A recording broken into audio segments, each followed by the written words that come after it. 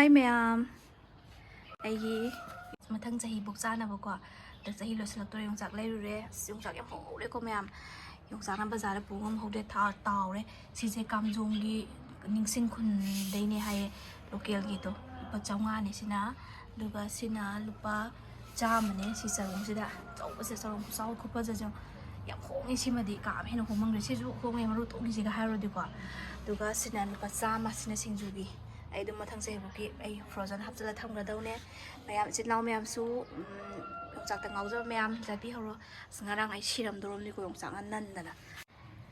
โอ้เด็กพวกเกจิมนี่ก็เลยเกจิมาแต่หัวชักเกจิอันนี้ยายปันปวามาลูกเล็กปวามาขายเป็นเกจิมาทับบีเกจิมาจันทร์เกจิมายูรุมเกล็ดอามาสาปอนอามาสลายแล้วก็ไอ้นะบัจจัสรุปบกี้แม่สุดเสร็จแล้วบกี้ปวดใจเลบี้เขาเราได้ยงจากวันแต่ว่าสิ่งยงจากเลบี้เขาเราก็เขาจะยงจากที่ซีซันเจลวยกันด้วยซีเซสอารมณ์สุดยอดบุกว่าอารมณ์แบบเป็ดเราบุกใครยาวกี่วันนี้เนี่ยอะดูว่าล้วนบุกที่ล้วนเดค